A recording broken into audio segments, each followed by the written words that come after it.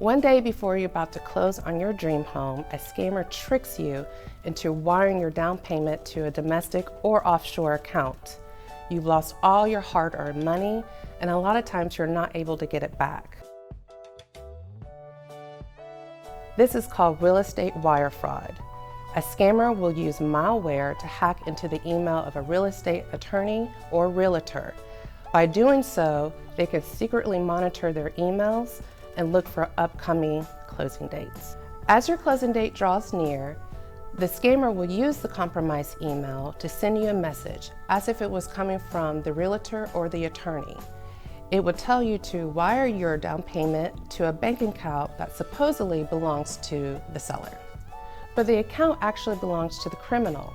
It could be an account that's overseas out of reach of the U.S. law enforcement, or it can be an account in your local area looking trustworthy and legitimate.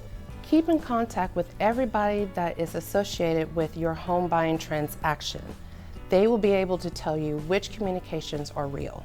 According to the FBI, there are steps that home buyers can take to protect themselves from real estate wire fraud.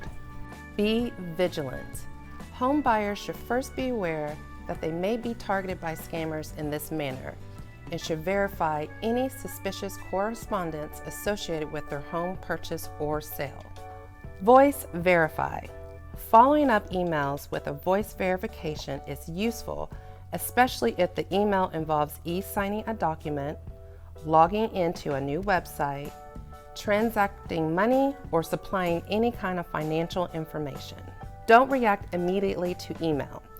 Emails asking you to take some type of action stating they're from the title company, attorneys, realtors, bank lawyers, or others involved in your transaction may not be authentic. Regard any of them with suspicion and follow up on known phone numbers for the individuals making the request to confirm. For more info about real estate wire fraud, visit any ORNL FCU branch location, give us a call, or go online to ornlfcu.com.